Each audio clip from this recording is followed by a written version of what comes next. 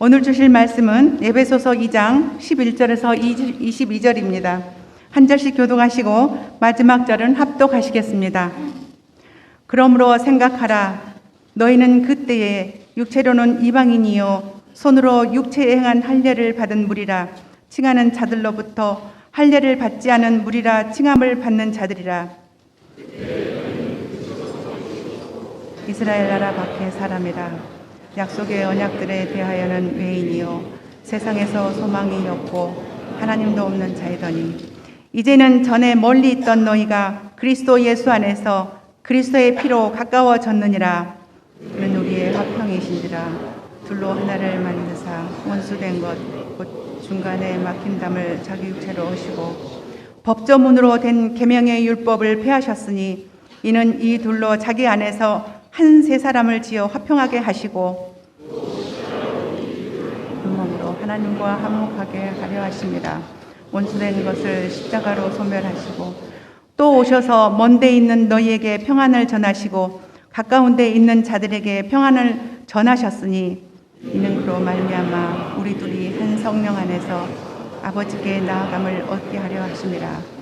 그러므로 이제부터 너희는 외인도 아니요 나그네도 아니요 오직 성도들과 동일한 시민이요 하나님의 권속이라. 너희는 사도들과 선지자들의 터 위에 세우심을 입은 자라. 그리스도 예수께서 친히 모퉁이 돌이 되셨느니라. 그의 안에서 건물마다 서로 연결하여 주 안에서 성전이 되어 가고 너희도 성령 안에서 하나님이 거하실 초소가 되기 위하여 그리스도 예수 안에서 함께 지어져 가느니라. 아멘. 네, 무지개교회 류호진 목사님께서 벽을 부수는 분, 성전을 세우신 분이라는 제목으로 말씀 전해 주시겠습니다.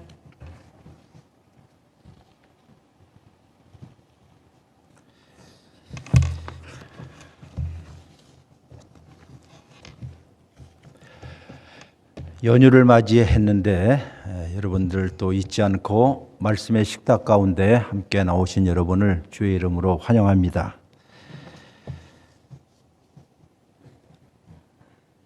오늘 우리에게 주시는 하나님의 말씀을 다시 한번 이렇게 곰곰이 생각해보고 읽어보시면 메시지는 분명한 것 같습니다.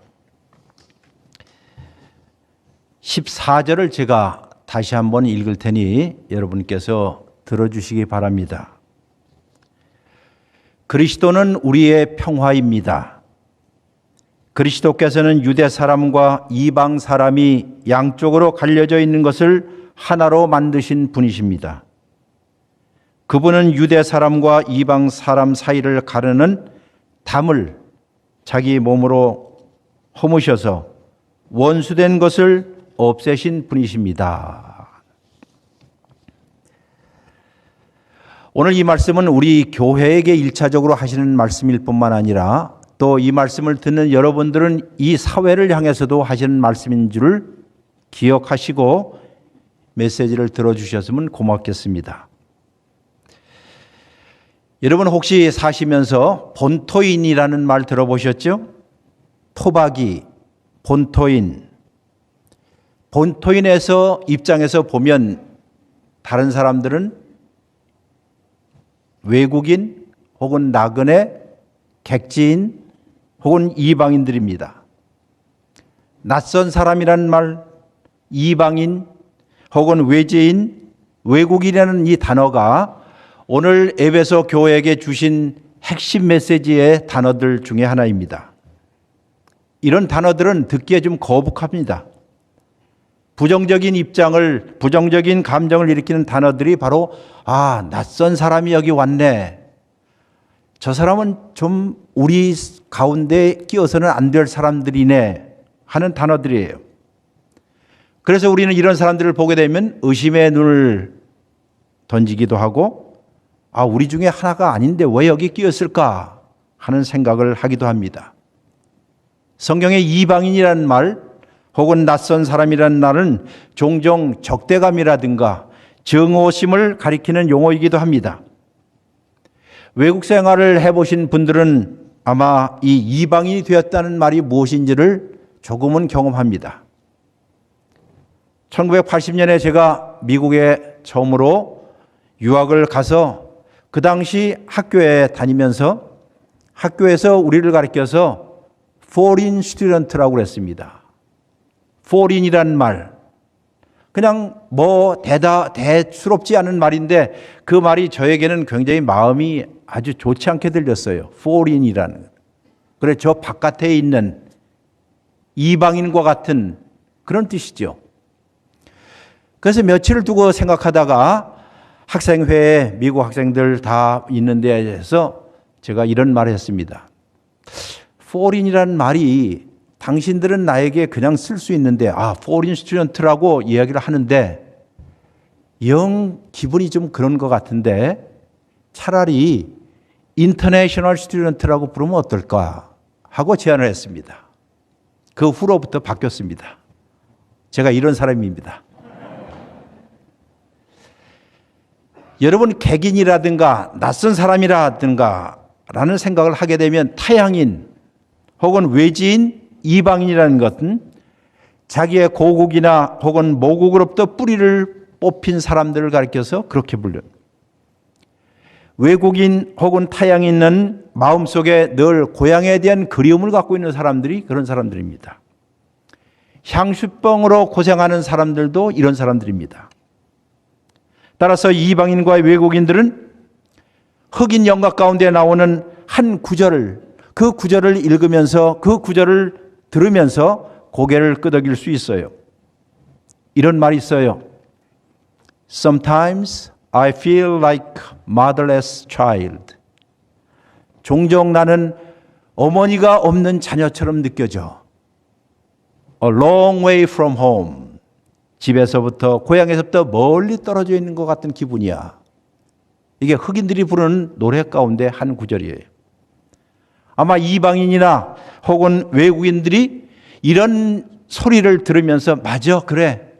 내가 먼 고향에서부터 멀리 떨어져 있는 것 같고 나는 낯선 곳에서 어머니 없이 혼자서는 외로운 아들과 같아, 딸과 같아 하는 생각이에요. 이런 이방인들과 외지인들은 한 사회의 중심부가 아니라 늘 변두리에서 삽니다. 그 사회 속으로 깊이 들어오지 못하고 늘 주변을 맴돌기 일쑤입니다. 그들은 집중해서 경찰의 지속적인 감시를 받기도 하고 혹은 이 본토인들의 농담거리가 되기도 합니다. 그리고 그들은 늘 이 세상에서 저임금을 받기도 합니다. 해고당할 때 제일 먼저 명단 맨 위에 있는 사람들이 바로 이런 사람들이에요. 따라서 외국인이 되고 외지인이 되고 이방인이 된다는 것은 그 땅의 언어를 알지 못하는 사람들, 그 땅에서 투표권이 없는 사람들, 그 땅의 관습에 익숙하지 않은 사람들, 어떤 법적인 권리도 갖지 못한 사람들을 가리켜서 성경에서 이방인 혹은 낯선 사람이라고 이야기합니다. 그들은 본토인들이 행동하는 행동 양식과는 전혀 다르게 생각합니다. 그래서 본토인들은 그런 사람을 보면, 낯선 사람을 보면 그들을 보고 웃기도 하고 비아냥대기도 하고 그들이 먹는 음식을 보면 냄새가 나기도 하고 그들이 입는 의상을 보면 굉장히 우리와는 다르다고 생각해요. 그들이 웃을 때도 이상하게 웃습니다. 여러분, 이 사실이 지금 우리의 사회뿐만 아니라 이미 2000년 전 교회 시대에도 그대로 있었습니다. 이것이 바로 유대인들과 이방인 사이에 있었던 일들이었습니다. 신약 시대에도 이방인과 외지인들이 있었어요. 로마인들은 유대인들 알기를 낯선 사람처럼 여겼고 세컨드 클래스의 시민들로 생각했습니다. 심지어 유대인들은 이방인들에게 이방인들이었고 낯선 사람들이었습니다. 바리새인들이 있었죠. 바리새인들은 사두개인 알기를 우습게 여겼고 또 사두개인들은 바리새인들 알기를 낯선 사람처럼 여겼습니다. 그 당시에 예수님 당시에 열심당원도 있었습니다. 이 열심당원들을 보면 군인들이 가장 증오하고 싫어했던 이방인들이었습니다. 가난한 사람들은 부자에게 이방인들이었고 갈릴리 출신들은 저 예루살렘에 살고 있는 사람들에게는 낯선 사람들이었고 이방인들이었습니다. 저 시골에 사는 사람들에게 도시민들이 볼 때는 참 천박스럽고 교육받지 못했던 사람들과 동일하게 생각해요. 팔레스타인은 남한의 5분의 2 정도, 1 정도밖에 안 되는, 한국으로 얘기하면 전라남북도를 다 합쳐도 안 되는 자그마한 면적이 팔레스타인 지역이었어요. 이 작은 나라 안에 이방인과 객인들을 증오하는 일이 끊임없이 벌어졌습니다. 그리고 결국 그것은 전 세계에 독을 집어넣는 결과를 초래하게 되었습니다. 예수님이 살고 계셨던 세상은 바로 그런 세상이었습니다. 유대인들은 이방인들을 매우 심하게 경멸했어요. 그들은 이방 사람들을 사람 취급도 하지 않았습니다. 이방인들에 대한 유대인들의 경멸이 얼마나 심했는지 유대인들은 종종 이렇게 이야기했습니다. 하나님이 이방인들을 창조하신 유일한 목적은 그들을 지옥불로 달구는 땔감으로 사용하기 위해서 이방인들을 만드셨다. 이렇게까지 했습니다. 심지어 유대인들은 하나님에 대해서 이야기할 때마다 하나님은 온 세상 만유를 만들어 주셔서, 그러나 하나님이 온 나라 가운데서 오로지 이스라엘만 사랑하신다라고 생각을 했습니다. 그래서 한 유대인 청년이 이방인 여자와 결혼하겠다고 한다면 그의 가족은 그를 죽은 자라고 칭하고 그의 장례식을 치르기까지 했습니다. 유대인과 이방인 사이의 장벽은 이렇게 한없이 높고 높았던 시대에 예수님이 살고 있었습니다. 그러나 이것은 이방인과 유대인 사이의 갈등만은 아니었습니다. 유대인끼리도 그랬습니다. 유대인 사이에서도. 예를 들어서 유대인들 사이에 자기를 갈라놓는 일들이 종종 있었는데, 그것은 성경에 보면 소위 소수의 의로운 사람들과 의인이라고 부르는 사람들과 나머지 죄인이라고 부르는 대중들 사이에 갈라짐이었습니다. 이것이 예수님이 살고 있었던 당시, 예수님이 사역하고 있었던 당시의 현실이었습니다. 그러나 우리가 기억하는 것이 있습니다. 우리의 예수님은 사람을 이방인이나 외지인처럼 취급하기를 거절하시고 이런 모든 장벽들을 무너뜨리시기 위해서 이 세상에 오셨다는 사실들이에요. 누구든지 예수님과 접촉하기 시작하면, 누구든지 예수 그리스도를 영접하기 시작하면, 누구든지 진정으로 예수 그리스도를 우리의 마음속에 모시기 시작하면 그 순간서부터 더 이상 이방인도 아니고 외지인도 아니었다는 사실들이에요. 예수님이 말씀하십니다. 이렇게 내가 대표하고 있는 세상은 벽돌들이 없다. 내가 대표하고 있는 세상에는 담장이 없어. 내가 대표하고 있는 세상에는 서로 다른 식탁들이 없다라고 얘기해요. 여기에는 이방인을 위한 식탁이 있고, 여기에는 유대인을 위한 식탁이 있고, 여기에는 1등급 신자들을 위한 식탁이 있고, 여기에는 평신도를 위한 식탁이 있다라고 이야기하지 않습니다. 예수님은 말씀하십니다. 내가 대표하고 있는 이 세상은 동쪽에서 온 사람이나 서쪽에서 온 사람이나 남쪽에서 온 사람이나 북쪽에서 온 사람 모두가 한 식탁에서 같이 밥을 먹는다라고 선언하셨습니다. 이것이 여러분들이 성찬을 하는 의미이기도 하는 것이에요. 예수님께서 마태복음 25장에서 종말의 말세의 염소와 양에 관한 비유를 하신 것을 기억하실 것이에요. 그리고 말하기를 하나님의 축복받은 나라에 초청받은 자들이여, 이쪽에 있는 자들이여, 그러나 초청받지 않은 너희들이여 하고 둘로 양분하였을 때 어떤 기준을 가지고 양분하셨는지 아셔요? 딱 한 가지였습니다. 예수님께서 말씀하시기를 이쪽에 오른쪽에 있는 사람들을 가리켜서 너희가 내가 배고파했을 때에 내게 너희가 음식을 준 자들이었어. 내가 목말랐을 때에 내가 너희에게 마실 물을 주었던 사람들이었어. 아니, 내가 이방인이었을 때, 내가 낯선 자였을 때, 내가 사람에게 배척받았을 때 너희는 나를 영접한 사람들이야. 바로 너희가 하나님의 복받은 자들이야 라고 말씀하신 사실들을 기억하십니까? 예수님이 말씀하시기를 내가 이방인이었다는 이야기를 합니다. 내가 낯선 자였다라고 생각해요. 아마 여러분이 예수님의 일생을 자세하게 읽어보시면 예수님께서 사람을 이방인을 취급하는 것을 거절할 뿐만 아니라 자기 스스로가 이방인이 되셨다는 것이에요. 낯선 자가 되셨다는 것이에요. 예수님이 스스로 변방의 사람이 되었다는 것이에요. 예수님이 스스로 비주류를 택하기를 자랑스럽게 생각했다는 것이에요. 예수님께서 이방인의 역할을 감당하셨다는 것이 성경의 가장 충격적이고 강력한 메시지입니다. 예수님께서 순환을 받으시고 십자가에 못 박혀 죽으셨다는 그 자체는 다른 것이 아니라 그 당시 사람들에게 이방인이었다는 뜻이에요. 낯선 자라는 뜻이었습니다. 예수님께서 비탄을 감당하시고 우리의 슬픔을 짊어지셨다는 것은 그가 이방인이 받는 고뇌와 고통들을 친히 자발적으로 받으셨다는 뜻이에요. 결국 예수님은 이 세상에 사시면서 평생 이방인들과 낯선 자들과 함께 대동하시고 뜻을 같이 하시고 그들의 편에 서셨다는 사실들을 기억하십니까 하는 것이에요. 그나저나 예수님께서 누구에게 이방인 취급당하셨지요? 그는 자기의 조국을 다스리고 있었던 외국인으로부터 이방인 취급을 받았습니다. 즉 로마인에 의해서 외국인 취급, 로마인에서 낯선 사람 취급받은 사람이 예수님이었어요. 그는 누구로부터 이방인 취급받았습니까? 자기의 모국에 있었던 유대인 지도자들로부터 낯선 사람 취급받았어요.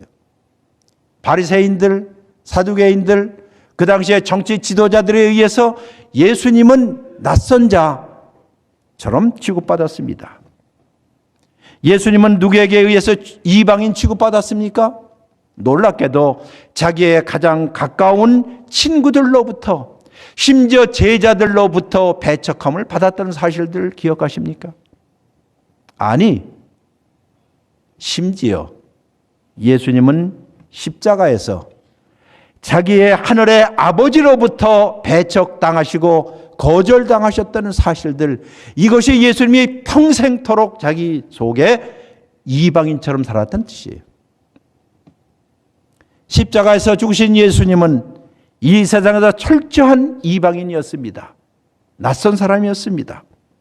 수세기에 걸쳐서 이방인에게 쏟아졌던 모든 배척과 경멸의 십자가 위에 그는 자기 자신을 바쳤던 것이에요. 여러분과 제가 예수님이 당하셨던 고통과 고난을 이해할 사람, 저도 모르고 여러분들 잘 모를 거예요. 그러나 한 가지는 기억하셔야 돼요. 즉 그것은 이방인이라는 단어 속에, 요 낯선 사람이라는 요 단어 속에 예수님의 고난과 고통이 추출되었다는 사실들이에요. 그리고 그가 이방인으로 받았던 이 모든 고통을 통하여서, 고난을 통하여서 그가 하시려고 하셨던 일들은 새로운 인류, 새로운 민족, 새로운 하나님의 백성을 만들어내기 위한 고통이었다는 사실들이에요. 즉 그 누구도 배척받지 않는 세상, 그 누구도 멸시받지 않는 세상, 모두가 하나님의 가족이 되는 세상, 이 모든 세상들이 다 성도가 되고 모든 사람들이 동료 시민이 되는 그런 세상, 새로운 사회를 만들시기 위해서 스스로 이방인이 되어서 십자가에 죽으셨어요. 여러분, 이것을 창조한다는 것이, 그러나 이것이 여러분 비현실적인 공상은 아닙니다. 이것은 실제적인 꿈이었습니다. 그리고 여러분도 아시다시피 성경을 읽어보시면 1차적으로 오순절에 이런 일들, 새로운 공동체, 새로운 민족, 새로운 교회가 탄생했습니다. 오순절에 성령은 바벨탑에서 만들어졌던 모든 분열들, 나눔들, 이런 것들을 파괴하셨지요. 성령은 여러 세기 동안 사람들을 갈라놓았던 벽들을 허물게 되었습니다. 오순절에 교회는 그리스도의 영이 있는 곳마다 이방인과 낯선 사람이 있을 수 없다 하는 것을 선포하셨습니다. 오순절에 여러분들 이 이방인의 이야기를 들어보면 즉 예수님의 이야기, 이방인의 이야기를 들려주었습니다. 무엇이에요? 온 세상을 향해서 가슴을 활짝 펴고 모든 남자들과 모든 여자들을 교회 안으로 다 불러 모으시고 바로 여기야말로 여러분들의 진정한 고향이야. 여기야말로 당신들의 마음을 열어놓고 편안하게 살 수 있는 고향에 오는 것이야. 라고 따스한 영접을 받을 수 있도록 자기의 양손을 펼치고 보듬어 안았던 그 날이 바로 오순절이었어요. 그리고 교회는 그 후로부터 이런 이방인이 되었던 예수 그리스도의 이야기를 지금도 들려주고 있고 이 아침에 여러분에게 이 말씀을 들려주는 것이에요. 이것은 바로 예수 그리스도 이전에 원수들이었던 유대인들과 이방인들이 서로 그때 악수를 나누기 시작했습니다. 이것이야말로 위대한 기적이었습니다. 오순절의 기적이었습니다. 마치 세상을 창조하신 창세기 1장이 기적이라고 한다면 이것 이상으로 기적이 무엇이겠어요? 나눠졌던 모든 것들이 하나가 되는 것이었습니다. 이것이 위대한 기적이에요. 이제 에베소서의 본문을 돌아가면 이렇습니다. 고대 세계에서 유대인들과 이방인들처럼 철천지 원수는 없었습니다. 유대인들과 이방인이 함께 산다는 것은 상상할 수도 없었던 일이었고 한 걸음 더 나아가서 그들은 하나님을 같은 장소에서 예배한다는 것은 상상하지 못했습니다. 한 곳에서 예배한다는 것. 그런데 기적이 일어났어요. 에베소서 2장 13절로부터 14절까지의 말씀이 이것이었어요. 한번 들어보세요. 이제는 전에 멀리 있던 너희가 전에는 멀리 있던 너희가 그리스도 예수 안에서 그리스도의 피로 못했다고요? 가까워졌다는 거예요. 이걸 여러분이 심정으로 지금 믿느냐 하는 뜻이에요. 심정으로. 내가 저 인간하고 같이 있을 수 없어. 같은 공동체지만 저 사람과 어울릴 수 없어. 학벌도 다르고 출신 가문도 다르고 다 달라. 나하고 성향도 달라. 그러나 같은 공간에 있지만 내가 같을 수는 없다라고 하는 사람들에게 오늘 이 말씀을 하는 거예요. 너희가 전에는 심정적으로 멀리 있었던 너희가 예수 그리스도 안에서 그리스도의 피로 어떻게 됐다고요? 한번 해보세요. 어떻게 됐다고요? 가까워졌다는. 한 집안에 살면서 남편과 아내의 거리가 얼마나 멉니까? 같은 교회에 있으면서도 장로님과 집사님 혹은 권사님과 모든 사람들의 거리가 얼마나 멉니까? 좀 더 넓게 하면 교단과 교단의 벽들이 얼마나 높습니까? 아니 전라도와 경상도의 벽이 얼마나 높습니까? 가진 자와 갖지 못한 사람들의 벽이 얼마나 높습니까? 이러고도 우리가 그리스도인이라고 이야기한다면 일찌감치 그리스도인 되기를 포기해야 할 것이에요.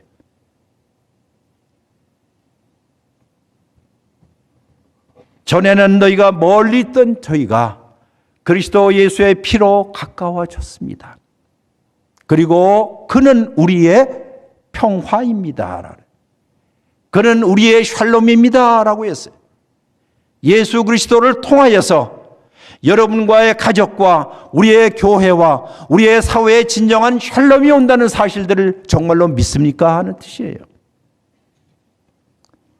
유대인들과 이방인들이 서로 나눠졌던 것을 하나로 바꾸시고 중간에 막힌 적대적인 적대감들을 무너뜨리게 되었습니다. 라고는. 한번 2장 14절을 제가 세번역으로 한번 같이 읽겠습니다. 제가 읽어드릴 테니까는 한번 들어보시기 바랍니다. 자, 같이 읽어볼까요? 시작. 그리스도는 우리의 샬롬입니다. 그리스도는 우리의 평화이십니다. 그리스도께서는 유대 사람과 이방 사람이 양쪽으로 갈라져 있는 것을 하나로 만드시는 분이십니다. 여기에 유대 사람과 이방인이라고 이야기할 때 여러분이 여기다 집어넣을 수 있을 거예요. 혹시 부부지간의 심각한 갈등 때문이라고 한다면 그리스도는 평화이십니다. 그리스도께서는 남편과 아내 양쪽으로 갈라져 있는 것을 하나로 만드시는 분입니다.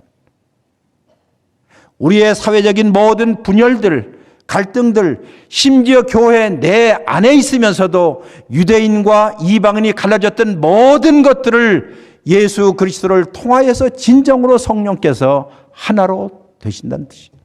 더 읽어보겠습니다. 그분은 유대 사람과 이방 사람 사이를 가르는 무엇을요? 담장 아시죠? 어느 분이 이런 말을 해요. 마귀는 가는 곳곳마다 담을 쌓습니다. 마귀는 가는 곳곳마다 담장을 쌓습니다. 여러분과 제가 마귀의 자식이라고 한다면 그 사람이 가는 곳곳마다 어떻게 해요? 분열을 일으키고 갈라쓰고 담을 쌓습니다. 그러나 성령은 가는 곳곳마다 다리를 놓습니다. 그 사람이 성령의 사람인 것을 딱 한 가지 알 수 있어요. 그 사람이 어디에 가든 뭐가 연결된다고요? 다리가 연결돼요. 그 다리가 어느 다리겠어요? 하늘과 땅 사이의 다리요. 하나님과 우리의 사이의 다리요. 사람과 사람의 다리요. 인종의 다리요. 성별의 다리요. 신분의 다리를 다 극복하고 예수 그리스도를 주라고 고백하는 공동체, 이것이 진정한 공동체. 이것이 진정한 갱신 공동체의 원리예요. 그리스도께서는 이방인과 유대인 사이를 갈라놓은 담을 허무셨습니다. 그러나 그뿐만 아니라 예수 그리스도는 자유민과 노예를 갈라놓았던 담도 허무셨습니다. 그분은 남자와 여자를 갈라놓았던 모든 담도 허무셨습니다. 그는 나누는 벽들, 갈라놓는 벽들을 다 허무셨다는 뜻이에요. 아마 여러분이 잘 알고 있는 골로새서 3장 11절을 한번 제가 읽겠습니다. 들어보세요. 교회 안에는 헬라인이나 유대인이나 무슨 뜻이죠? 인종적으로 사람들 차별하지 않고 할레파나 무할레파나, 나는 정통적인 신앙이냐, 저 사람은 2류급 신앙이냐 하는 구별 없고, 그는 야인이나 수구들이 아니나 당시에 가장 야만족이라고 불렀던 그런 사람들이나 노예나 자유인이나 구별이 있을 수 없나니 오직 그리스도는 모든 것이요 모든 것 안에 계시느니라. 갈라디아서 3장 18절에도 28절에도 동일한 말씀을 우리에게 증거하십니다. 누구든지 그리스도와 합하여 세례를 받았으면 조건이 있습니다. 자, 여기에서 본인이 세례를 받으셨다라고 생각하시는 분은 오른발을 한번 굴러보세요. 아무도 세례 안 받으셨어요? 다시 한번 합니다. 자기가 세례를 받으셨다고 하시는 분은 오른발을 한번 굴러보세요. 여기에 이런 말이 있어요. 여러분이 예수 그리스도와 합하여 세례를 받았으면, 다시 말해서 예수 그리스도 안에서 먼저 죽고 옛사람이 죽고 물속에 들어 다 죽고 그리고 예수 그리스도를 통하여 새로운 새로운 삶으로 태어난 사람이라고 한다면 이게 세례의 의미예요. 그렇다면 예수 그리스도로 옷을 입은 사람입니다. 그 다음이 더 중요해요. 그 다음, 정말 여러분이 예수 그리스도를 정말로 믿었다면, 믿고 있다고 한다면 그 다음 말, 그리스도와 연합하여 세례를 받은 사람에게는 유대인이나 헬라인이나 종이나 자유인이나 남자나 여자가 없습니다. 이 세 가지가 뭘까요? 인종에 대한 차별하지 않고 성별에 대한 차별하지 않고 신분 차별하지 않는다는 것이에요. 아, 저 사람은 사회적인 이런 신분이 있으니까는 이렇게 영입해서 어떤 교회를 하게 한다든가 무슨 이런, 아니에요. 아, 저 사람은 남자이기 때문에, 저 사람은 인종적으로 백인이기 때문에, 그 당시에 성경에 의하면 이 세상에 있는 모든 사람을 세 가지로 분류했습니다. 인종으로 분류했고, 성별로 분류했고, 무엇보다도 신분으로 분류했습니다. 그러나 예수 그리스도로 세례를 받았다고 한다면, 여러분과 제가 진정으로 예수 그리스도를 믿는다고 한다면 제일 먼저 있어야 할 것이 무엇이냐? 이런 모든 차별들 없어지게 됩니다. 그리스도 안에서 한 식구들, 한 형제들, 한 자매들, 여러분과 제가 이 세상에 있는 모든 것들, 아마 우리가 살면서 문법 시간에 와 혹은 과라는 말을 많이 하실 거예요. 무엇 못 과, 무엇 못 와. 이 와라는 것은 원래 사이를 연결하는 접속사겠지요. 하나님이 이 세상을 처음에 창조하셨을 때 모든 와와 과는 비분리 접속사였어요. 남자와 여자가 합하여 사람을 이루었습니다. 이 세상에는 모든 와자와 과자는 함께 어울려 살도록 하나님께서 만드셨어요. 그러나 인간이 타락하고 자기의 욕심에 딸려서 하나님의 창조시를 거절하기 시작하면서 모든 와와 과는 분리 접속사가 되었어요. 상상해 보세요. 시어머니와 며느리 할 때 무엇이 떠오릅니까? 전라도와 경상도라고 할 때 무엇이 떠오릅니까? 배운 자와 배우지 못한 자라고 할 때 그 와자와 가자는 무엇을 여러분에게 의미합니까? 마치 유대인과 이방인처럼, 낯선 자와 그렇지 않은 자처럼, 우리와 그들과의 모든 관계처럼 이 세상은 분리와 나눔과 분쟁의 시작이 되었습니다. 그러나 예수 그리스도께서 이 세상에 오신 것은 십자가를 통하여서 하늘과 땅이 만나고, 동과 서가 만나고, 남자와 여자가 만나고, 자유자와 종이 만나고, 이 세상에 백인과 흑인이 만나고, 온 세상이 그리스도 안에서 하나가 되어 화평과 평화를 이루기 위하여서 우리가 예수 그리스도를 믿게 되었다는 것이에요. 교회는 옛 질서를 대체하는 새로운 창조 세계입니다. New Creation입니다. 교회는 옛 인류를 대체하는 새로운 인종의 모임이 교회입니다. 그러므로 교회는 하나됨의 역사와 평등의 역사를 계속 추구해야 할 것이에요. 그 안에는 인류도 없고 이류도 없습니다. 이 안에는 특권 계급도 없고 비특권 계급도 없습니다. 이런 상태, 이런 공동체 안에서는, 이런 영토에서는 적대감이 사라지게 돼요. 적대감을 극복하게 됩니다. 불평등과 차별이 무의미하게 될 것이에요. 그런데 이런 일들은 설교를 통해서 이루어지지 않습니다. 여러분이 많이 기도한다고 되는 일도 아니에요. 오로지 성령의 능력으로만 이루어질 것이에요. 성령의 능력으로. 그러므로 이 교회 안에 있는 모든 그리스도인이 하나님의 영에 이끌려서 성령에 충만하여서 하나님의 뜻을 파악하고자 무릎을 꿇고 주여 우리에게 성령께서 오셔서 우리를 이끌어 달라고 하지 않는 이상은 우리 공동체의 지도자는 어느 특정한 사람이 아니라 누구라고요? 성령님이어야 한다는 것이에요. 성령께 순복을 하고 성령께 복종을 하고 성령에 충만할 때 비로소 교회는 새로운 인종의 모이며 하나님의 화평의 표현이 될 것이에요. 그러므로 성령은 우리 교회 안에 그 누구도 소외되는 것을 원치 않으십니다.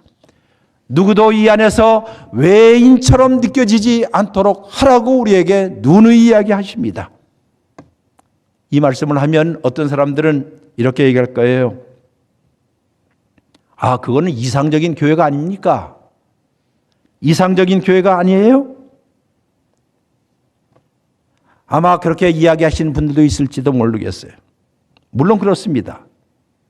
우리의 현실에는 많은 불일치와 불협화음과 그리고 불평등이 있을 것이에요.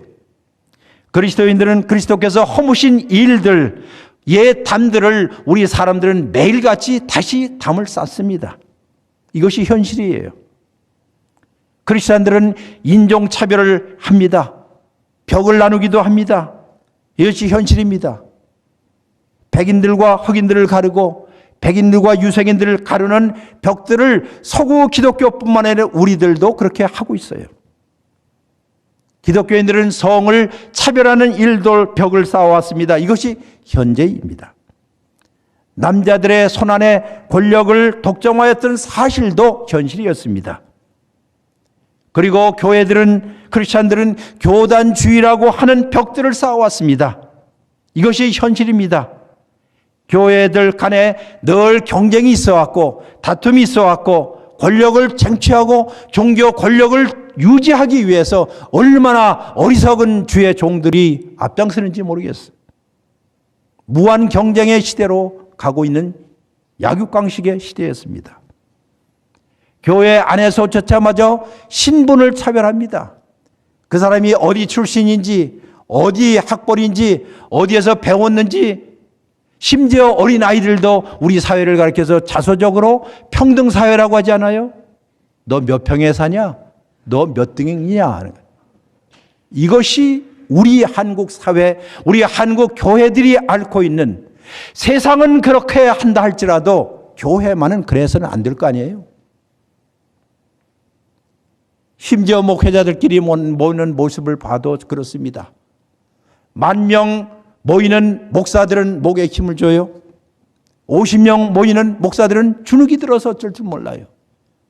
그리고 언제 나도 저렇게 될 것이다 하는 야망을 갖고 있다고 한다면 그것이 어찌 교회일 수가 있겠어요. 그리고 여러분들도 그런 식으로 프라이드를 갖는다고 한다면 이미 그리스도인 되기를 포기하는 거란다. 예수님이 왜 오셨습니까? 예수 그리스도 안에는 남과 북, 동과 서, 남자와 여자, 자유자나 종이나 모든 사람들이 모든 것을 통일하시는 하나님 발 앞에 무릎을 꿇어 당신만이 우리의 주시며 당신만이 우리의 창조주이시고 당신만이 우리의 구원자이시고 우리가 가장 절박할 때 당신 앞에 무릎 꿇을 때 우리를 이끌으실 분이 당신밖에 없습니다. 그런 의미로 여기에 오지 않았겠어요? 전에도 한번 이야기했듯이 제가 좋아하는 찬송가 가운데 나 주께 왔사오니 됐어요. 그 찬송이 있죠? 근데 그 찬송의 원래는 그 뜻이 아닙니다. 아, 나 주께 왔으니까 복 주세요, 복 주세요가 아니라 원래 원어의 제목은 I need you. I need you every hour. 오 주님, 나는 매 순간순간 당신이 절실하게 필요합니다. 하나님의 구원과 하나님의 은혜가 필요 없는데 왜 내가 여기 와 앉아 있겠어요? 여기에 무릎을 꿇고 마음에 무릎을 꿇고 하나님을 앙망하고 하나님을 바라보는 여러분들이요. I need you. 나는 당신이 절실하게 필요합니다. 하나님 없이는 내 인생은 아무것도 아닙니다. 내가 가장 절박할 때 나에게 찾아오셔 구원을 베풀어 주시는 분이 당신밖에 없음을 내가 고백합니다 하는 모든 사람이 주 앞에 여기에 죄인이기 때문에 하나님의 은혜가 그리워서 여기 오지 않았겠어요? 자기 자신의 정체성을 여기서 누구에게 과시하기 위해서 오는 건 아니지 않습니까? 오 주님, 나는 당신이 절실하게 필요합니다. 당신에게 말하고 싶어요. 당신에게 이 속사정을 이야기하고 싶어요. 주여, 사방을 봐도 어디를 봐도 도움이 올 것은 하늘과 땅을 지으신 당신밖에 없어. 오늘 내가 눈물로 주 앞에 부르짖습니다 하는 것. 이 세상을 보면 편을 가르고 지역을 가르고 정치가들이 하는 짓거리들이 다 이거예요. 그러나 우리는 이 현실을 보면서 교회가 앞으로 나가야 할 방향은 현실로부터 명령을 받지 않는다는 사실을 꼭 기억하십시오. 현실로부터 전진 명령을 받는 것이 아니라 우리 교회는 늘 하나님의 말씀 성경으로부터 전진 명령을 받는다는 사실들을 기억하십시오. 현실이 어떠하다 할지라도 교회는 그 현실을 그대로 돌아가도록 허락해서는 안 될 것이에요. 교회는 성경에 순종하는 사람들의 모임입니다. 교회는 성경이 가르치는 방식으로 이 세상을 바라보도록 하는 것이에요. 성경이 뭐라고 얘기합니까? 성경이 우리에게 무엇을 말씀하십니까? 이 모든 벽들은, 모든 담들은 예수 그리스도에 대한 공격이요, 예수 그리스도에 대한 도전이요, 그의 화해하시는 사역에 대한 도전이라고 이야기하지 않습니까? 평화를 이루시는 하나님의 일에 대한 도전이라는 것이에요. 성경은 우리를 향해서 손가락질하면서 여러분과 저에게 비난하면서 묻습니다.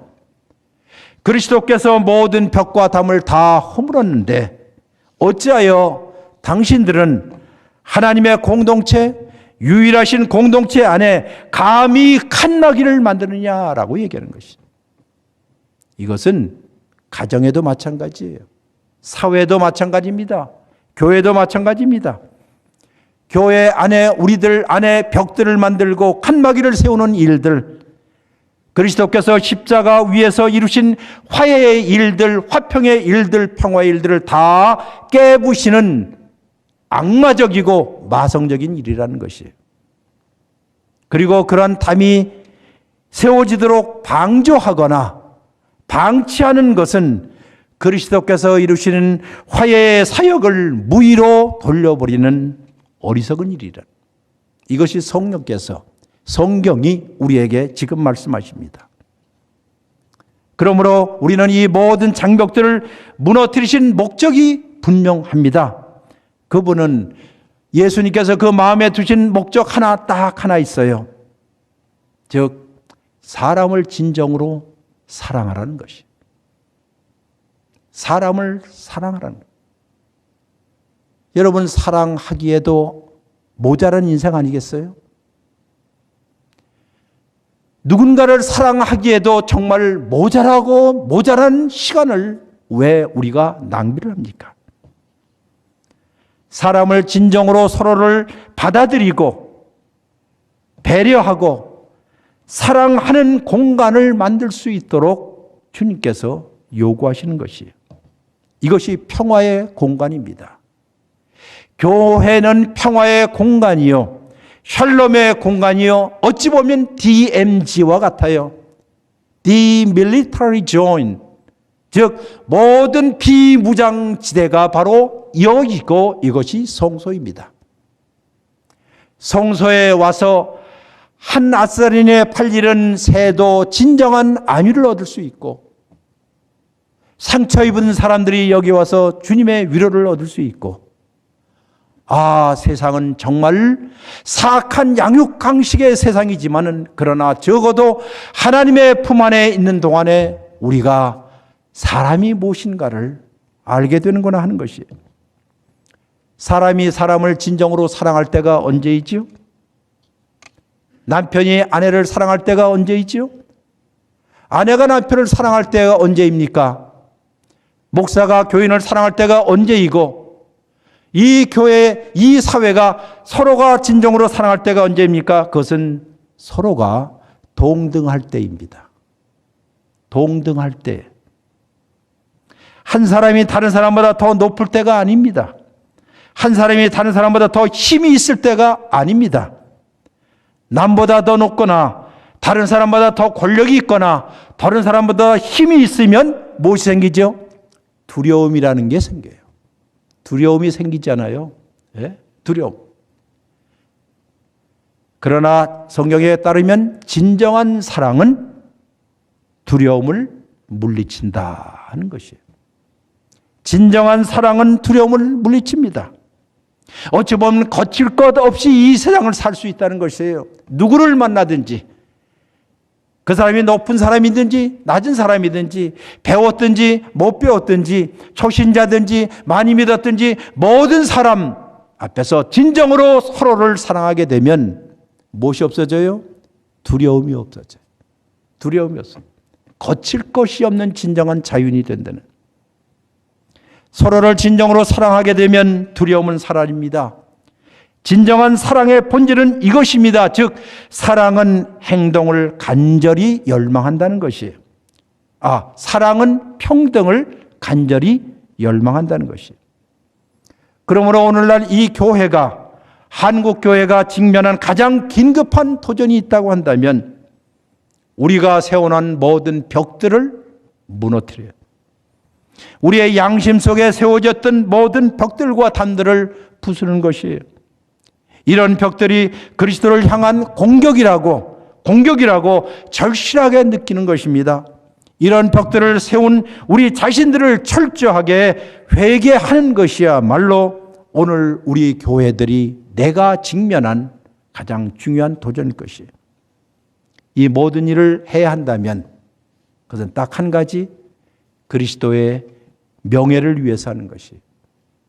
하나님의 명예를 위하여서, 즉 새로운 인종을 창조하시고 형제 자매로 구성된 새 가족을 만드신 분, 그리스도의 명예를 위하여서 여러분과 제가 당당하게 일어서야 할 것이에요. 그러므로 그리스도 안에서 맨 마지막에 이런 구절이 있습니다. 22절 보시면 그리스도 안에서 여러분도 함께 세워져서, 22절 봅니다. 그리스도 안에 여러분도 함께 세워져서 건축한다는 것이에요.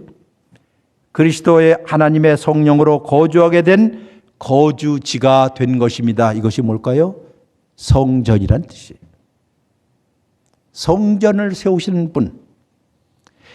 이렇게 성전이 되는 모습을 보면서 바깥에 있는 세상 사람들이 여기에 있는 사람들을 보고 우리를 보고 여기야말로 세상의 빛이구나, 세상의 소금이구나 하는 것을 배우게 될 것이에요.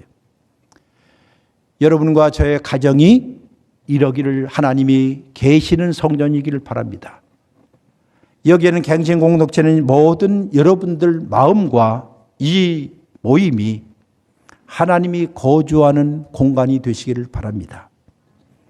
그리고 여기에는 모든 사람이 손에 손을 잡고 함께 우리에게 주어진 이 영예로운 일을 위하여서 앞으로 뚜벅뚜벅 잘 걸어가시기를 주의 이름으로 축원합니다. 기도하겠습니다.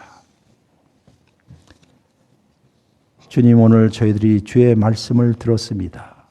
이 말씀이 저의 심정 가운데 잘 박힌 못이 되게 하여 주옵시고 주의 명예와 주의 영광을 위하여서 함께 손에 손을 잡은 모든 공동체 주의 백성들 다 되게 하여 주옵소서.